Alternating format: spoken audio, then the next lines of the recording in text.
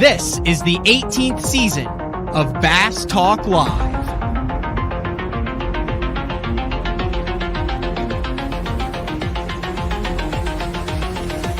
With your host, Matt Pangrath. BTL is brought to you by Lowrance, Bass Cat Boats, AFCO, Strike King Lures, Sunline, Big Bite Baits, Spro, X-Zone Lures, Gamakatsu, The Bass Tank, Denali Rods, and Pro Guide Batteries. PTL, coming at you! Good Monday and welcome to another exciting week of Bass Talk Live, where we are going to talk about bass fishing. It is Monday, March 21st, and pretty much everything that could be going on in the world of professional bass fishing is currently or will be going on in the next 24 to 48 hours. I've got like 7 lists that we're going to get into today. Obviously, right now, the big thing that is going on is the final day of the Bassmaster Elite Series on Santee Cooper. With one of the days postponed because of weather, they cut the field yesterday and then did a championship Monday for the top 11 that are fishing today. And Drew Cook is leading that event, has led it. I did not know that. I don't think he had led it a day before, but he is leading it after 3 days. 80 pounds, 12 ounces, went 31-13, 24-12, and 24-3 for 80 pounds, 12 ounces. 20 pounds a day on Santee Cooper. It got you barely a top 20 there. Skylar Hamilton was 60 pounds, 1 ounces into the top 20. But I have come to the conclusion that 30 pounds is the new 20 pounds when it comes to a big bag, and 10 pounders and 9 pounders are the new 7 and 8 pounders. It is insane. I've kind of gone over this year how many giant fish, not only those who are targeting the giant fish, mainly in Texas and Oklahoma and across, but also on the tournament scene, the number of massive bags is just through the roof. Yesterday we had Caleb Coball with a 31.4 limit, Luke Palmer with a 33.5 limit. The previous day before that, numerous bags over 25 pounds. And then, obviously, the first day there, the 31-13 that Drew Cook threw up. So, Drew Cook looking to get an Elite Series title. Be interesting to see what transpires there on a lake that really changed. I was talking with Dave Rush, who runs the Best on Tour newsletter. If you're not signed up for that, they're my title sponsor for the last couple years. bestontour.net.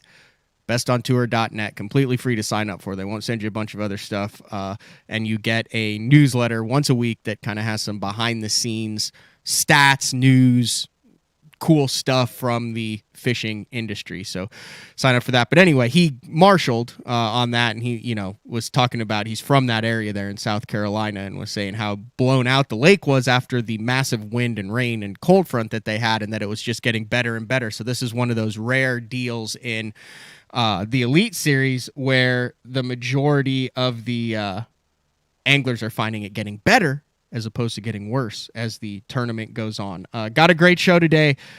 Christian Greco, 23-year-old dude from, I think he's from Florida, Tampa area. But really cool story with him. They had the MLF Pro Circuit on the Harris Chain last week. It actually got over with on Wednesday. I think it was a Sunday, Monday, Tuesday, Wednesday event. But he got the job done with 18.5 on the final day. They zero the weights going into the top 10 there on the final day. But just kind of a whirlwind for Christian over the past couple years. I guess I was talking to him when we were getting this thing queued up, and the first time that I had heard about Christian was when he caught a tagged fish last year in a Toyota event, won him $5,000, and then he won, I think, like $10,000 in the tournament. And then I was reading the articles that said he took that money from that tournament and he finished 6th in the Toyota Southern divisions, dumped it into entry fees for the 2022 Pro Circuit. And look, he just won $100,000. So we're going to get Christian on shell beds. Played a big factor in his win on that chain of lakes. And I need some help with shell bed. So we might even get into some little tips and tactics on what makes a good shell bed with Christian. We also have I think it's their final day of practice over at Red Crest on Grand Lake. Their tournament kicks off on the 23rd, so I think they practiced the last couple days on Grand. Tomorrow's like an off day, a media day. We're going to have Justin Lucas and Skeet Reese, little West Coast vibe going on for Red Crest to kind of preview what's going on at Grand. Then the 23rd and 21st or 4th are the qualifying rounds, and then the knockout rounds are the 25th and 26th. Then the championship is the 27th. So, we've seen what Edwin Evers has done with the Red Crest. We've seen what Dustin Connell did at Red Crest last year. So we will have a Red Crest champion from Grand Lake. On the 25th, though, they do have the expo that is going on, the Red Crest Expo. And I will be there at the SageNet Center, the Expo Square in Tulsa on Friday, 12 o'clock at the Pro Guide booth, 3 o'clock again at the Pro Guide booth, and then 1 o'clock at the Bass Tank booth. So if you're planning on attending that Red Crest Expo, come over and say hi. Something else that they're doing really cool along with Red Crest, I've been in a cat for the last 4 or 5 years now, but they have the new model out, the Puma STS, and probably about half an hour, 40 minutes away from where Red Crest is in Tulsa is Keystone Lake. Keystone Lake's a really good fishing lake, too. They're catching some big bags out of there right now. But they are having a Bass Cat test ride event at Keystone Lake, Pier 51 Marina on Saturday, March 26th from 9 to 4. If you want to jump in the new STS, the Puma STS, that redesigned boat, if you want to jump in an Era and see what that's like, it's really simple. Just go to basscat.com, the Basscat website, click on the link on the top, sign up for your test drive of the Puma STS or the Era, and then they'll also have a heavy presence at Red Crest too. But if you're looking for something to do on that Saturday, jump over there to Keystone. Check out those boats Saturday morning, then go back and check out the expo that is the 25th, 26th, and 27th. Kind of along those lines, on Wednesday's show, Sean Goodwin's going to jump on. He just finished third in that same Pro Circuit event that Christian won. But Sean I'd put him in the top 10, top 20 guys on Grand. Like he's really good in Oklahoma. He's won the BFL All-American, but he went down to Florida and finished third in that Harris chain. So he's going to come on, talk a little bit about his first two events on the Pro Circuit. He's from right here in Oklahoma. He's co-hosted the show before, and then he'll kind of give us a preview on Grand. Before we get to Christian, I gotta tell a pretty funny story that went down. So I actually went to Florida myself for the last 3 days, just a little mini vacation with the girlfriend. And on the way back, we flew out of Tampa, and we had assigned seats. So we were I was in the middle seat in like row 34, and she was in the middle seat in row 35, and she texts me after we sit down on the way back, and she goes, "Oh my gosh, you're not going to believe this." And I'm like, "Huh?" And she's like, "Look who's sitting next to me." And I'm like, "Well, I have to kind of like turn around." So I turned around, and I'm like, "Oh my gosh, that's true." She was sitting next to Carol Baskins, like the actual Carol Baskins from the Tiger King. So they talked about how she was at school. Carol's headed to the West Coast to do some sort of deal that she couldn't talk about. Dressed all out, cat prints, tiger necklace, the whole 9 yards, like the actual Carol Baskin. So it was a heck of a 2 or 3 days in Florida. So we're gonna take a first commercial break, really quick here. Get Christian on the line. I think he's actually taking a break from work. I believe he had to go back to work after he won $100,000. So we'll ask him about that, and then we'll be back. It is BTL on a Monday, March 21st. Bigger and better. The Lowrance Ultimate Fishing System upgrade now offers more. A new $200 rebate on active target live sonar, and bigger savings with up to $1,200 cash back. Pick fish finding tools to fit the way you fish. From high-performance sonar and ultra-quiet ghost trolling motor to navigation and networking tools that bring it all together. Find more, see more, catch more. The new Puma STS has been redesigned from the ground up. With the angler, design, function, and performance in mind, nothing on this new offering was compromised, and the only thing carried over from the previous version is the name. Based on the Soft Touch series hull that started with the flagship Jaguar, this new model is nimble and performs incredibly well at all speeds with either a 250 or 300 horsepower engine. Featuring a new 96-inch wide-body footprint, this hull measures out at 20 foot 7 inches in length.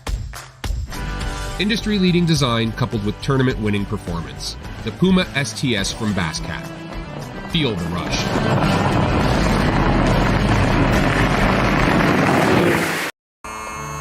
I've made my living on the water for over 20 years. For 14 years. For over 23 years. I've worn a bunch of different clothing brands over the years. Some companies big. And some companies small.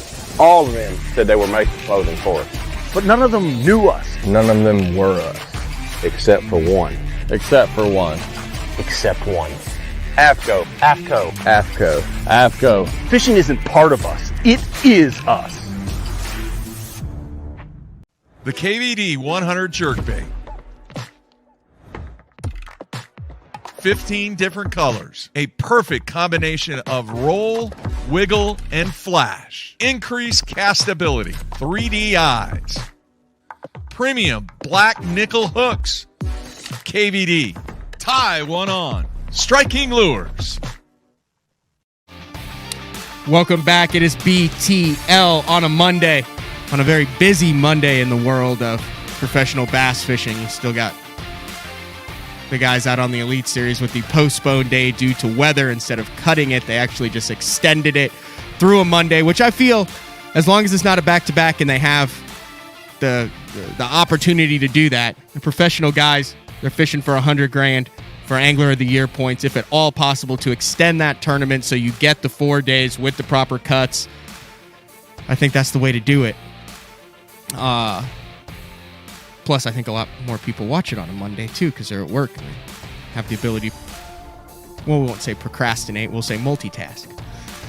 So, someone who is probably to do a lot of multitasking right now is Christian Greco, the newest winner of the Tackle Warehouse Pro Circuit. And he didn't have to go far. Didn't have to go far from his home state in Florida to get the job done. He got the big checks, all his family, everything up there with the check. And thanks for taking time out on a Monday, Christian, to be on BTL. Yeah, no problem, Matt. Thanks for having me. You're back to work already? Yeah. One of my buddies, he's actually a good buddy of mine. He fishes tournaments as well. He owns his own business, so I help him out every now and then when I'm home just to make a little bit extra gas money. So he congratulated me, and next thing he said, "Can I still expect you at work on Monday morning?" I said, "Yeah, I'll be there." If you don't mind, like what kind of work is it? So he does like furniture restoration, and so I help him with pickups and deliveries on the furniture that he gets from clients. Okay. Is it a weird vibe knowing that you got $100K in the bank account now on a Monday and you're not working for the next entry fee?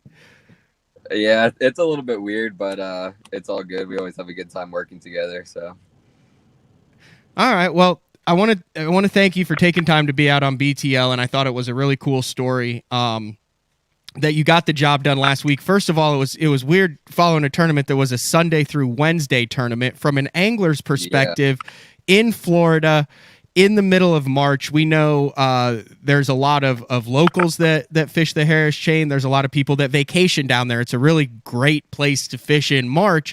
Did you feel like it was very beneficial for the anglers to be able to compete during the weekday when there was less pressure? Or are we talking Florida where there's a lot of retirees and guys out there, so you really didn't notice that much difference between a Saturday, Sunday, and a Tuesday, Wednesday?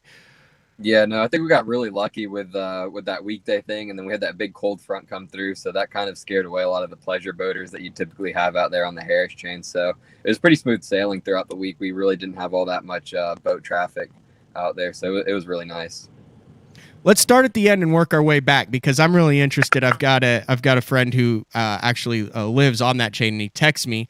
He said, "Dude," he goes, "the kid just made a I think he might have said like a ballsy call, like he's headed to a Popka." And this is on the final day, and we've talked a little bit on the show before. We've seen what went down on the Elite Series and some of the past tournaments, and that's kind of like the X Factor lake that's going down. But the zeroing of the weights going into the final day of the pro circuit, so it's a 1-day shootout. And from what I've been able to tell and what I followed for that tournament, you did not make that call on the first 3 days and hadn't been down there in 3 or 4 days and decided to make that run on the final day, and it paid off with a 18.5 bag. Is that kind of how it went down? Yeah, I actually went in there the morning of the first day. I had an early boat draw, went down there, but it just wasn't set up right. My areas were kind of blown out. The water temp had dropped a lot more than I thought, and I ended up only catching 2 small fish down there and decided to pull the plug on that pretty early, ran back into Harris, and caught all my weight for day 1 in Harris in the last couple hours of the day, and then just ended up fishing Harris for the next 2 days. Obviously had a pretty good day on day 2, was leading the tournament, had a 22-pound bag. All of that came out of Harris. Day 3, I kind of struggled, just wasn't getting the bites. The weather wasn't really set up right for the shell bar fish to fire, and kind of struggled through that day. And looking at the weather for day 4, it seemed to be pretty similar weather conditions to what we had day 3. Other than it was going to be a little bit warmer. And I don't know, everything just seemed to set up right for me to go down to a Popka. I knew it was going to be a big risk, but with the weights being zeroed, I knew that if they were biting in a Popka, that I would have a really solid shot at it. And it just seemed like those shell bar fish were going away. So I kind of felt like I had nothing to lose at that point. Was that the first move did you start down there in the morning, or did you start in Harris and check some stuff out and then run down? On day 1, I ran straight down there just because I was an early boat number. I wanted to get down there, get through the lock and everything, but that ended up being the wrong call. But luckily, I was able to salvage the day in Harris later in the day on day 1. But on the last day, you went straight there, or you stopped? The last day, I stopped on my best shell bar on the last day. Fished it for about 10-15 minutes just to see if I could get a quick keeper or 2 in the boat and see if maybe the shell bar bite had turned back on. But ended up dragging around, didn't get bit, so just pulled the plug on it in about 10-15 minutes and headed straight down to a Popka. Not a tough decision at all, because you're taking, what is it, about an hour to get down there and an hour to get back? So it's actually a little bit, it's about an hour and a half. So 3 hours, you had they gave you about like 9 hours to fish. By the time everything was done, you'd have, you knew that you were taking 8-hour day. 8-3, so you knew that 40% of your day was done and it was just because of your experience in Florida. You thought, hey, this is going to be my best shot. Yep. And I mean, once you get down there, and if you're getting bit, like if everything was to work out perfectly, which it ended up happening that way, but usually down there when they're biting, you can get bit pretty quick in there. So I knew if it was going to happen, it would happen pretty quick. So I wasn't really too worried about the timing. I just needed to get down there and just get to flipping, and if it was going to work out, it was going to work out. That's kind of a crazy move. You look at who was in the top 10, and obviously we talk about this all the time. Fishing comes down to decision making, and the guy who makes the best decisions with the most conviction seems to put himself in position to win. But you're talking about Michael Neal, probably one of the top 3 hottest anglers in the world right now. Jeff Reynolds, he's no spring chicken. Grant Galloway, great buck, fishing great right now. Jason Reyes, been around a long time. Mark Rose, absolutely legendary angler. Then you've got Corey Nee, Sean Goodwin, BFL All-American winner. Andrew Loberg, probably the hottest West Coast guy going right now. And you made the best decision out of all those guys. How much of it was, I'm from Florida and I know how things happen and when they happen?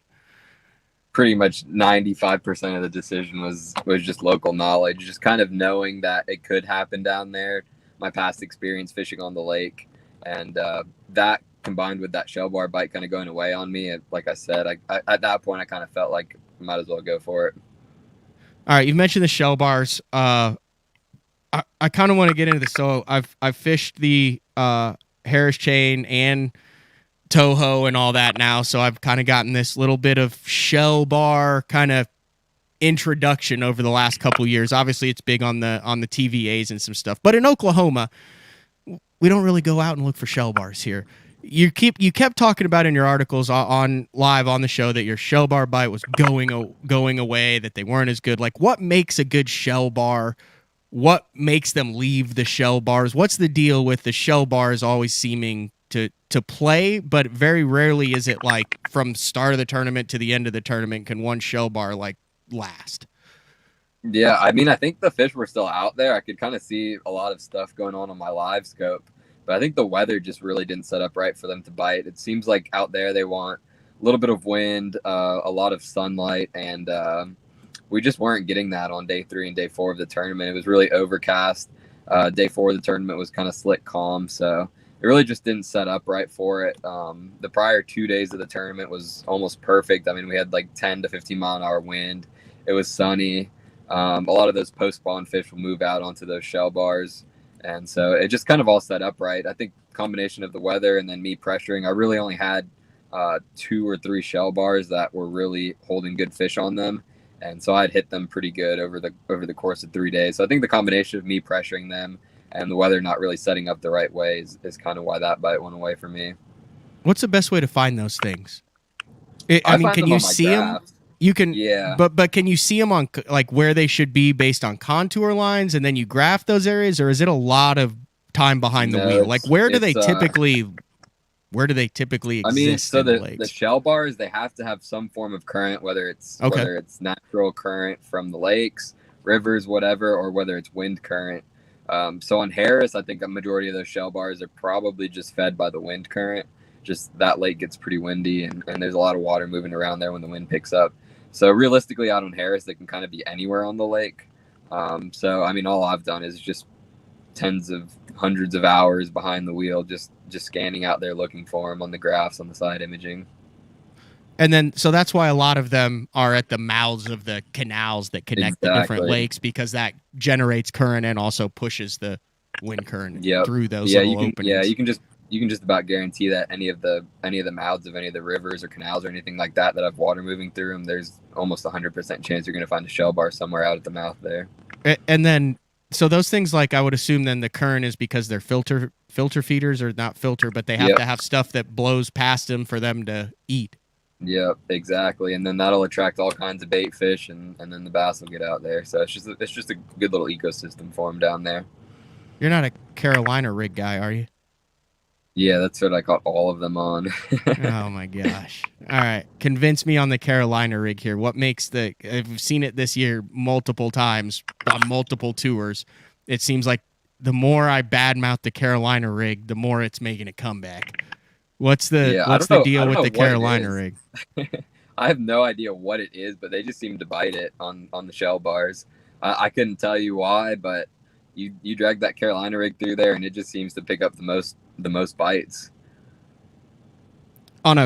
What's your primary setup then for your Carolina rig this past tournament? So I was throwing it on 20-pound fluorocarbon to another 20-pound leader, another fluorocarbon leader. I just do straight fluorocarbon to fluorocarbon. I don't like mixing in the mono. I feel like it gives you too much stretch. I just like to have straight contact with the fish. And I'll throw that on a 3/4 ounce weight. I put a little clacker on there instead of the bead, because that tungsten will come back on the bead and end up breaking it after a while. So I'll put a brass clacker on there. And was throwing primarily the Guggen bait Slim Shake in black and blue. On the 3rd day, I caught a couple of fish on a Guggen Dart and green pumpkin. When I wasn't getting many bites, I kind of switched it up just to see if I could show them something a little bit different. But just tossing it out there and just dragging it through the shell super slow. It was 7.6 heavy rod. It's a new 13 Fishing Muse prototype rod that we're working on, and fast gear ratio reel. I drag it. I mean, I control the drag with the rod, but once you get one on, you want to kind of crank them in. So I go with that 8:3-to-1 gear ratio reel, just to crank them in once you get them on. And it's a pretty simple setup. I mean, it's pretty old school, just dragging it through there, and you just drag it super slow, kind of feeling every shell that it goes over, and every now and then one will grab it. So like in Harris, are there like 10 good shell beds? Are there 100 good shell beds? Are there shell beds that no one's found yet that you believe are out there that just have mega schools on them? No, I mean, I think pretty much everything's found by now. Everybody out there has got top of the line electronics. We've all put in hours of scanning work out there. So I mean, all the locals and everything have all the shell bars marked. I'd have to imagine, but I think it definitely gave me an advantage knowing where a lot of those shell bars already were, so I could just run them, and I didn't have to go out there and use all my practice time actually scanning for them. I kind of had all of them located, so it was just a matter of figuring out which ones had fish on them. Mm-hmm. You've been fishing the BFLs for kind of the past pretty much 5 years, but you kind of jumped on the scene the last couple of years. Have had a lot of good success in it. Just kind of talk a little bit about your background, your history in fishing, and how you've been able to get so much time behind the wheel on these lakes. Yeah, definitely. I started fishing when I was 13. In Tampa here, they just started the Tampa Bay Junior Bass Club. It's when the youth movement was kind of getting started. So joined that club up, fished junior tournaments, ended up fishing high school tournaments, won a state championship, won team of the year doing the high school deal. Then went off to college. I stayed local here, University of South Florida in Tampa. Okay. I tried to get a bass fishing team started at the school, but they just weren't into it. Just wasn't able to get anything happen with the admin here. And so whenever that all went down and didn't get into the college deal like I wanted to, just ended up fishing BFLs, ABAs, any type of local tournament that I could get into. And I think that really helped me out, honestly, instead of going the college route. Fishing BFLs, making my own decisions, kind of getting thrown into that at an early age, just being the sole guy, making all the decisions on the boat instead of kind of having a teammate to help you out. I think that really prepared me for the higher level of competition going up through the Toyota Series and now the Pro Circuit. But I graduated from USF in December of 2020. And 2021, I decided to sign up for the Toyota Series and the Bassmaster Opens, kind of see how I would stack up. And ended up qualifying for Pro Circuit that first year of the Toyota Series, did okay in the Bass Opens. And everything lined up with sponsors and everything for this year to make the Pro Circuit happen. And here we are. You did mention the sponsors. You do have a pretty extensive lineup of sponsors, 13 Guggen, a bunch of others. Has that been as a young angler coming up and then a rookie on the Pro Circuit, something that you've enjoyed kind of navigating the business side of this? Yeah, I really love doing the business side of things. I actually got my degree in marketing at USF, so I always really enjoyed marketing and the business side of things. So yeah, it's been really cool to partner with these companies and kind of get the behind the scenes look at how everything runs and how this industry really works. We got to go back to the shell beds one more time because I kind of harped on that a little. Steve wants to know, what do they look like on side imaging? Are those the ones that look like the bluegill beds in Florida? Yeah, so a lot of times what you actually are seeing the bluegill beds, they're shell cracker beds, but those shell crackers will actually bed on the shell bars. So if you're seeing those shell cracker beds, a lot of times that's a good indication that you're actually right next to a shell bar because they'll actually bed on those shell bars. So yeah, anytime you see that, there's a pretty good indication that you're going to see shell.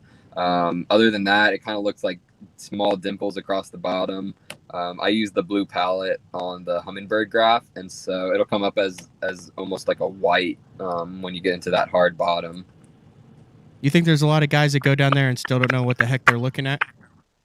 Oh, yeah, probably, because that's like the number one question I get asked all the time is, how do you find the shell beds?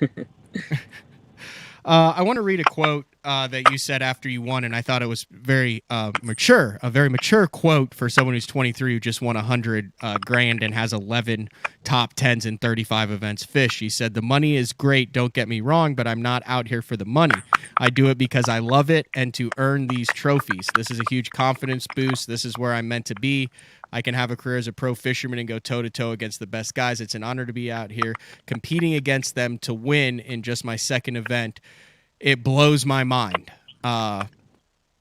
What was your plan coming into the year? Obviously, you've had a lot of success before. You did have a BFL win before this, but like I said, 23, you've really been in the front of the boat for like 4 years, and then you win the second one. What were your thoughts coming into the season? I was pretty confident coming into the season. Definitely really confident in Harris Chain. I pretty much knew that would probably be my best chance at winning, if not having a really good finish and kind of kickstarting my year off. And was just really looking forward to getting out there and fishing some new bodies of water, kind of seeing if I could figure out new new tactics, new techniques, stuff like that. But was just really, really excited about getting the year started, growing my YouTube channel, kind of documenting it the whole way. Didn't really think that a win would happen in my first season, especially not this early, but couldn't be more excited that it did happen. What's your YouTube channel? You can go ahead and drop that so everyone can. Yeah, definitely. Yeah, so it's just my name, Christian Greco, if you search it up on there. Just dropped the practice video leading up to the tournament about a day ago. And then the tournament video should be out probably within a week or so.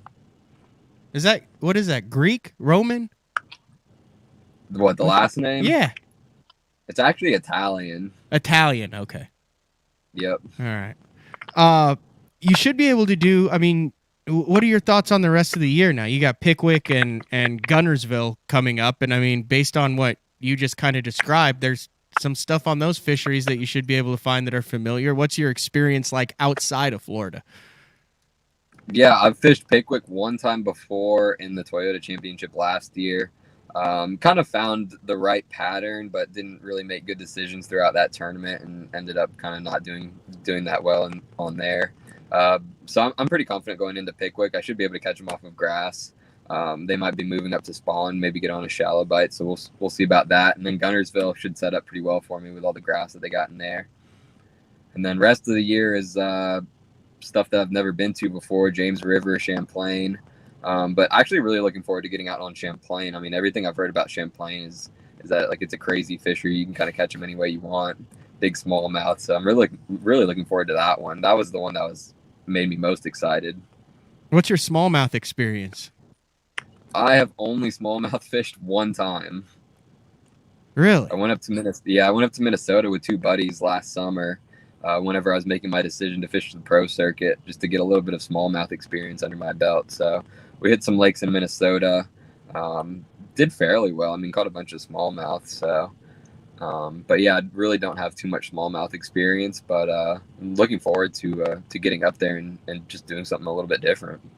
Was that a tough decision to fish it at this young age? I mean, they up the entry fees. It's not cheap to do this. Was it something that you racked your brain at? Like, maybe I need to do another year of the Toyotas. I don't know if I'm going to ever get another chance with the 6th place finish through the points. Mm-hmm. Yeah, that's kind of what I was thinking at it. I mean, I had the opportunity in front of me. You know, it's hard to do. Those opportunities don't come every day. So I really knew that I had to take advantage of it. It was really just a matter of getting the right sponsors on board and seeing if I could really raise the funds to do it. Cause it's going to cost me probably $50,000 all said and done for the season. Holy just to do it. And you're ahead of the curve already though. You're already making money. 2 events in. Hey, I know you got to get back to work. Do you have time to come back? I want to talk about this tagged fish that you caught, because this is a really cool story. I want to get into that because I remember when I was down there, we were like, oh, there's tagged fish. Then you have to decide. But you caught it a really cool tagged fish. So going to run another set of commercials, and we come back with Christian Greco, the latest winner in the Tackle Warehouse Pro Circuit, getting the job done last Wednesday in a Sunday through Wednesday edition of the Tackle Warehouse Pro Circuit there on the Harris Chain in Florida. It's BTL on a Monday. We'll be back after this. Are you looking to install your own fishing electronics? Well, the Bass Tank is here to help you. The solution is the Bass Tank Power Harness. It takes the guesswork out of installation. No more voltage issues or interference. Designed by an engineer, so that you can get professional results right there in your own garage. Installation done right with the help of the Bass Tank Power Harness. You can feel confident knowing that your installation was done right. The Bass Tank Power Harness. Give us a call or order yours today at thebasstank.com. The new Android series is the peak of the Denali lineup and offers the ultimate Denali experience. The Android series features 36-ton multi-directional graphite combined with interlock blank technology for added strength. Each rod is outfitted with Royal titanium guides that will not fail. The blank is fitted into an easy-touch, soft-feel EVA foam grip with exposed blank reel seat. This all allows the Android to transmit every movement of your bait and even the most subtle bites. The Android series is the finest rod Denali has ever made and offers an angler the ultimate fishing experience with a limited lifetime warranty. See the full lineup of Android rods at denalirods.com. Elite Series Pro Daryl Gleason here. My Pro Guide batteries keep me going on those long tournament days and long practice days. Always plenty of juice, never fail. The best part about Pro Guide batteries, It's the people behind the company. They have over 40 years experience in the battery business, keeping all of us fishermen out on the water longer, catching more fish. Check them out at ProGuideBatteries.com. What's up, Bass Talk Live fans? Brandon Polnick here. And ever since I won a couple Bassmaster Elite Series events on X-Zone Lures, I've been getting a bunch of questions of what makes them so special and different. And really, the truth is, it's in the details. The little details, things like no cheap fillers in their plastic.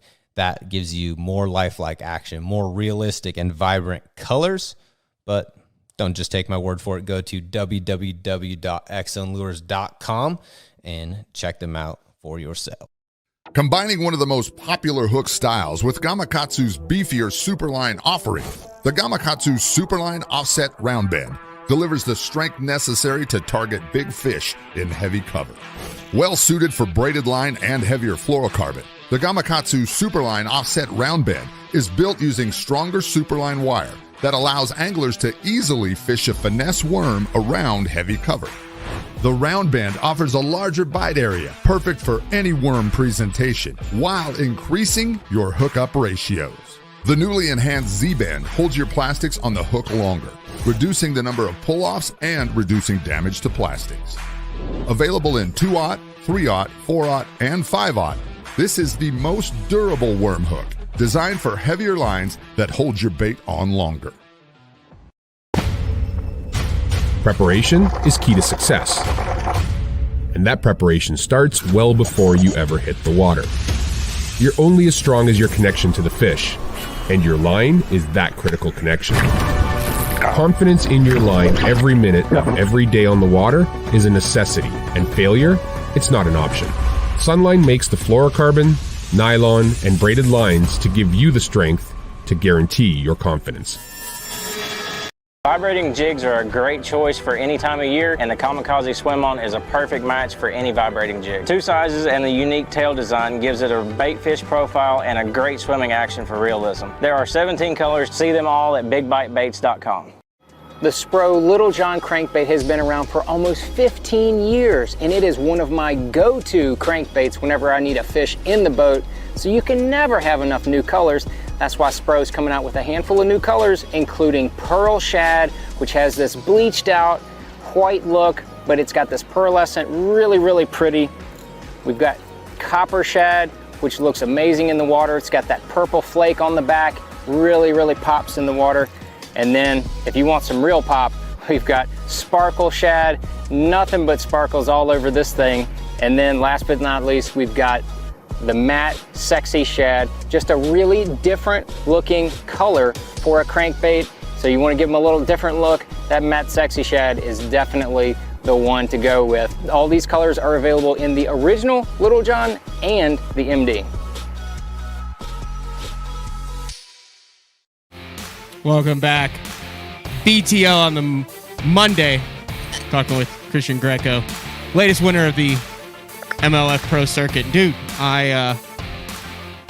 during the commercial break, I was perusing your YouTube channel. I feel kind of bad. I should have been all over this before. I have not. I have now subscribed. You're now on the list. But this is something that has been a very hot topic in the world of professional bass fishing, which is YouTubers fishing and fishing people YouTubing. And now it's like almost a must-have, it seems, where you have to have this combo. And this is something that it seems like you started about a year ago. And I got to give you credit for it, man. Insane consistency, good content, and really good numbers. Has that been something that you've really focused on as part of your career, is growing the social media and YouTube side along with the tournament side as well? Yeah, definitely. I put a lot of time and effort into my YouTube channel over the past year or so, and have really been seeing the rewards from that with sponsors and with fans. So it's been really cool. And like you said, I mean, it's almost like a prerequisite to get into professional fishing now, is to have that YouTube channel, to have that social media presence. So I've been really making a big effort to keep consistent on that.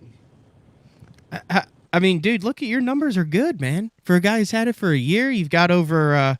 you got almost 7,000 subscribers, but I mean, you know, you're getting up there in the views. That's hard to do. The consistency, isn't it? The consistency of the YouTube, I think, is where the key is. Yeah, that's really the key. And I've talked to a lot of the bigger guys, and they really say uploading 2 to 3 times weekly is really what grows the channel. Just staying consistent on your uploads. And people seem to love the tournament videos, so I try to do as many tournaments as I can, put tournament video content out there. And so that helps out fishing BFLs, fishing all the Toyota series, and then the Pro Circuit event. So video every single tournament, try to video all the practices and any local events I jump into, stuff like that. Just try to put out as much content as I can.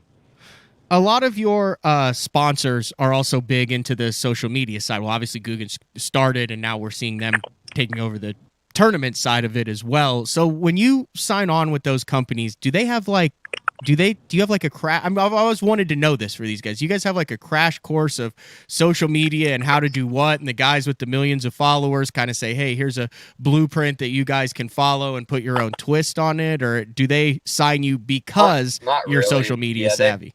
They pretty much just sign you because of your social media, and really they just want your audience to be involved with them in any way they can. So bringing your own audience is huge, and I mean, they really want you to be self-sufficient and know what you're doing on your own. They'll help you if they can, give you any tips, advice, stuff like that. But really that you're on your own on all that kind of stuff. All right, I want your opinion. You're 23. You're into the social media side. You just won $100,000 on it. Where do you see the future going? Tournaments or like on-demand kind of social media YouTube deal? Like, is one going to overtake the other, vice versa, or is this thing going to mold into one giant conglomerate moving forward? I think for me personally, a combination of the two would be where I see myself going.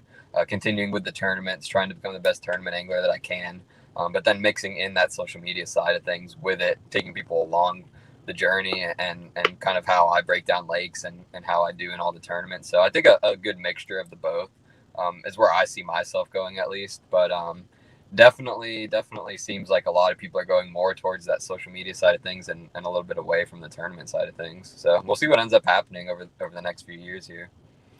Wanted to talk about this. I mentioned it before the break. I mentioned it before I had you on, but you caught probably one of the coolest fish that has been caught in tournament competition over the last 3 or 4 years. I think I remember like Ish might have caught like a tagged fish on Toledo Bend back in the day or something like that. But every once in a while, you have like a special fish that gets caught. Maybe there's a fish that had been caught 2 or 3 times before just based on the markings. But in 2021, you fished the Toyota out of the Harris chain, and you topped. I don't have it pulled up now. Oh, yeah, I do. Hold on.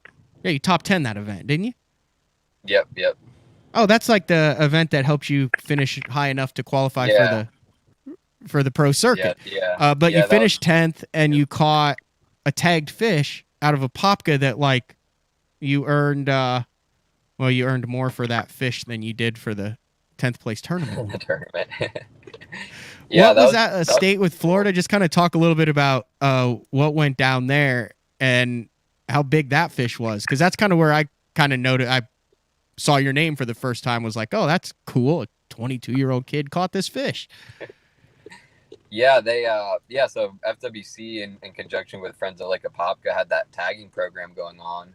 I don't know if you know the whole backstory on Apopka, but basically it was all polluted and everything from the local farms and agriculture and everything. So the lake was in really bad shape. There was pretty much no fish to be caught in it.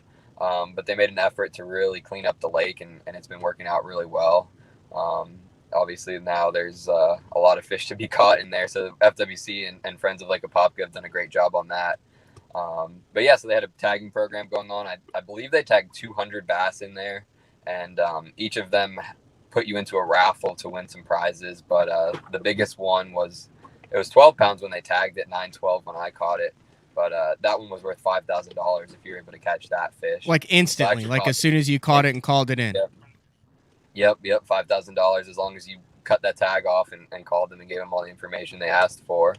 But so I caught that on day 1 of the Toyota Series on Harris chain. That was stop number 2. I had a decent finish on Toho, and that fish kind of catapulted me through the tournament. Ended up getting a top 10, and that was super instrumental in me qualifying for the Pro Circuit.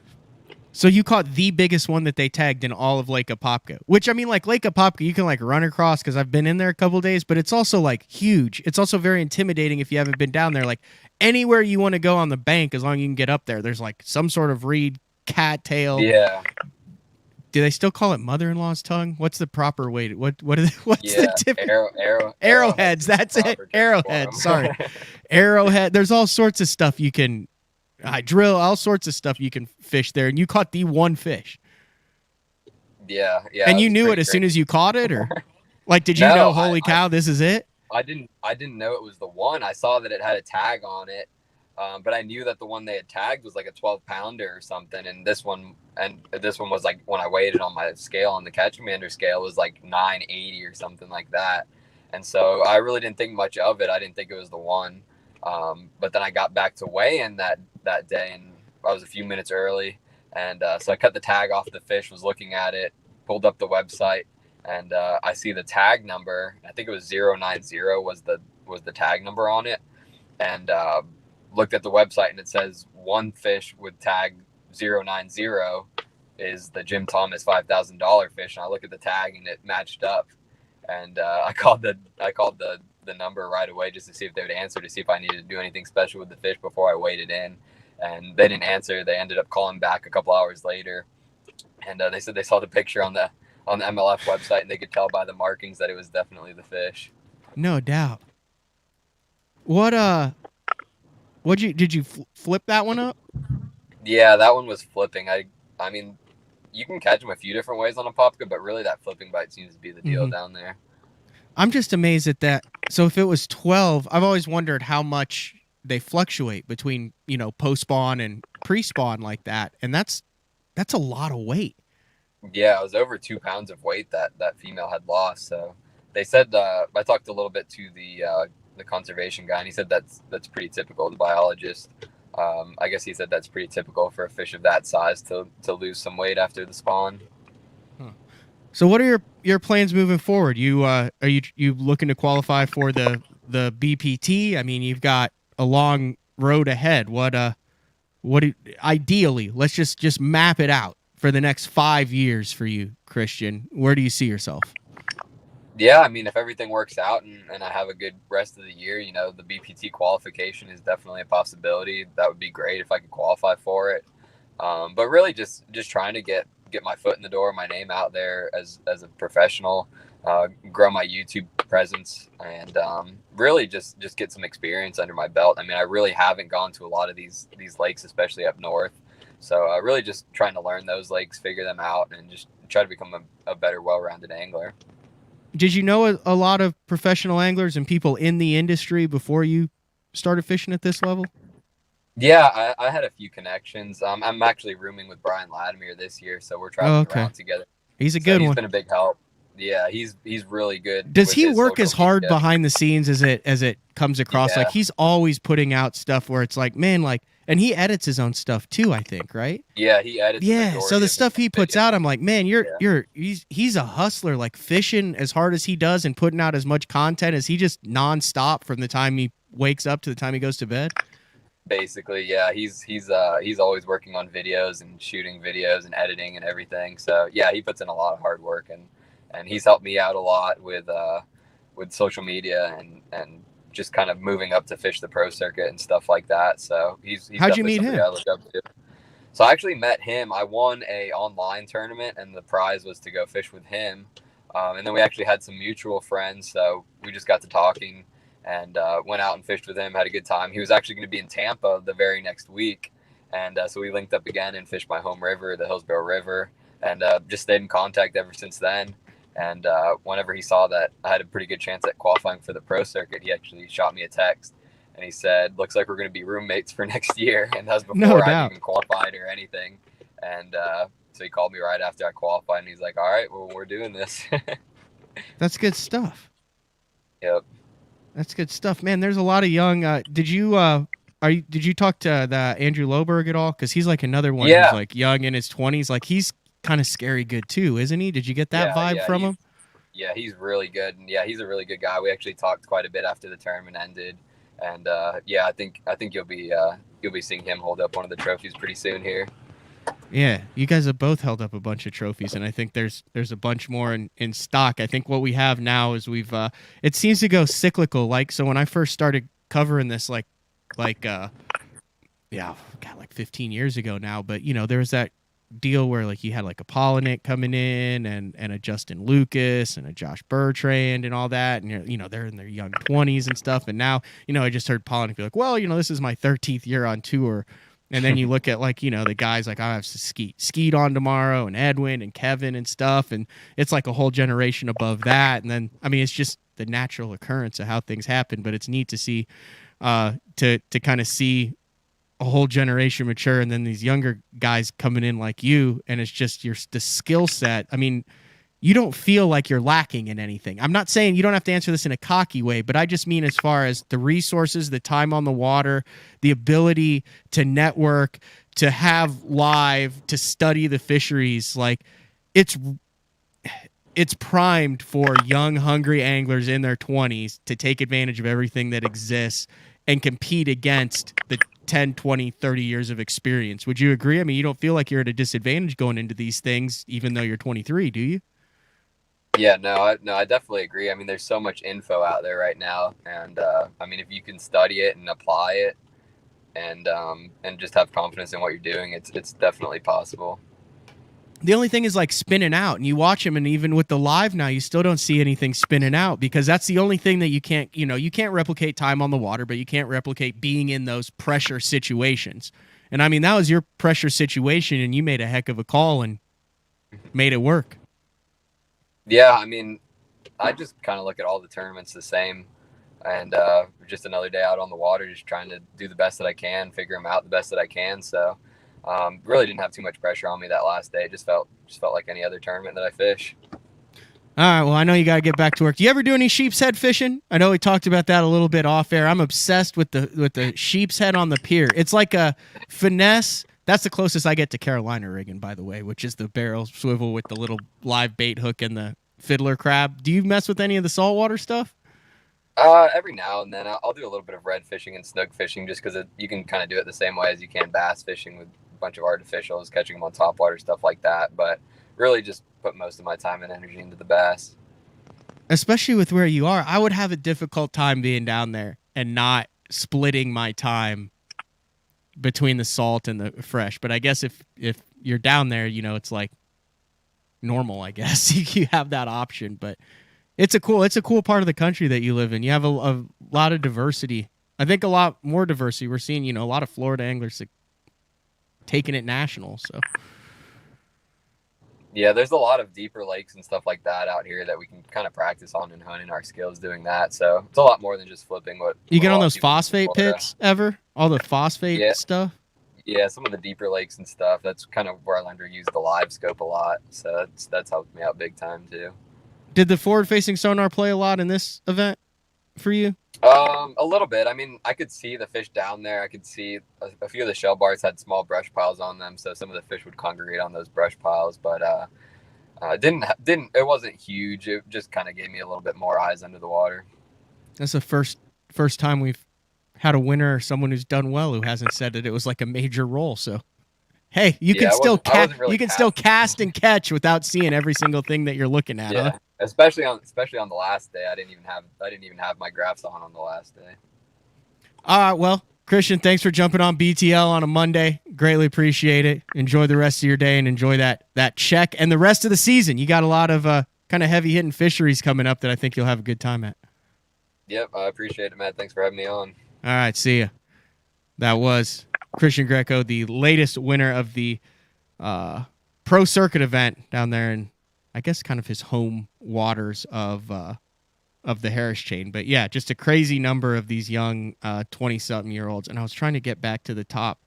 We got Sean on Wednesday. I don't know if I want to bring this up, but I think there's a potential. Let's see. Results. If he's 22, how old is Sean Goodwin? Sean he's got to be mid-40s, right? I think he's got to be, yeah, because he was fishing the BFLs in 96. It was the first year that Sean Goodwin did. I'm trying to think it. I'm pretty sure that if you combine first and second place with Christian Greco and Andrew Loberg and combine their ages together, they're like Sean Goodwin was fishing before both of them were like born. It's just crazy the young guys that are getting it done, but still catching them big time over on Santee Cooper. This was an absolute slugfest. I'm curious to see how many century belts will get handed out here. Right now, looking at it, a little slow. It was a little cold on Monday morning for them, but Drew Cook's going to scare it, I think. Brandon Polnick's going to scare it. Who knows what Luke Palmer's going to be able to come in and do. But want to wrap things up just with a little bit of a schedule. Man, I've got a crazy schedule with BTL coming up for the next month. And we had a really good feedback. The last Bassmaster Open that I went to, we did some recorded shows that ran the following week. So we're going to have a couple of those coming up. Like I mentioned, to open the show, I will be at Red Crest on Friday in Tulsa. Come say hi, hang out on Friday in Tulsa, go take a test drive in the new Bass Cat on Saturday, and then come back for the festivities Friday, Saturday, Sunday on Red Crest. Then I am headed to the Bassmaster Open on Cherokee. I have absolutely no idea what to expect on that. It is the second Southern. Right now, just kind of talking that out, I'm trying to decide between, do I go for the top 10 because it is a Southern and I did top 50 the first Southern, to where I have an outside chance through the points when we get to the final Southern, which is on Hartwell, which I really like Hartwell. Or do I play it safe? We obviously know what the Ned rig has done there. Is it going to be an offshore deal with the Demiki? Are they going to be up? It's going to be a transition time there. So the only time I've ever been to Cherokee was to cover the Bassmaster Elite Series. So other than that, I think it fits my style, but I have to do a lot of homework to figure out where, what, and when I want to be to maximize my chances there. Then with the gas prices, I think I'm going to end up either flying or dropping my boat off in Virginia and driving back for a week. So in 2 weeks, we'll be back for another week of live shows, probably get some Red Crest coverage on there because it will be the week after that. And then I'm headed back out to the James River for the first Northern Open. That's like week on, week off, week on, week off, week on, week off. But there will be, like I said, recorded shows over the James River event. Looking forward to that one. That is the slugfest of the year, I think, for the Bassmaster Opens. Then home for 4 days, then back out for the first Central Open of the year on Ross Barnett. So just an absolutely slam-packed time. Really going to focus on both. So I told you what the schedule was for the next couple of days. I also am planning, I really want to slide some Elite Series guys from this slugfest that's going on right now into the next couple of days, but definitely a focus on Red Crest the next couple of days, and then hopefully get some of the top finishers from Santee Cooper on. But that's all we got about for a Monday. I like Christian. He really had his stuff together. His YouTube channel also, go check that out at Christian Greco. That's just his name on it. Did a really good job on getting it all together, and hard to believe. I mean, I know what I was doing when I was 23, and it wasn't winning $100,000 and managing a career and an entire YouTube channel and stuff. But that's it for a Monday. They're wrapping up practice on Red Crest today on Grand Lake. They're wrapping up the Elite Series on Santee Cooper today. We will talk about it all tomorrow on Tuesday. Also, if you get a chance, head over to either the BTL YouTube channel or the Facts of Fishing YouTube channel, or you can download it on any of your favorite podcast platforms. Dave Mercer and I are doing a little show called The Cull. It's just, we kind of argue over a hot topic in bass fishing for anywhere from 8 to 12 minutes. This most recent one is, should they freeze Bass Track with 2 hours left in order to kind of build some drama? And we'll be doing that every Monday. I've had a really good time doing those with Dave, so let us know what you think on that. That one just dropped this morning on both of our channels. And other than that, I think that's all we got for a Monday on BTL. We'll talk to you tomorrow.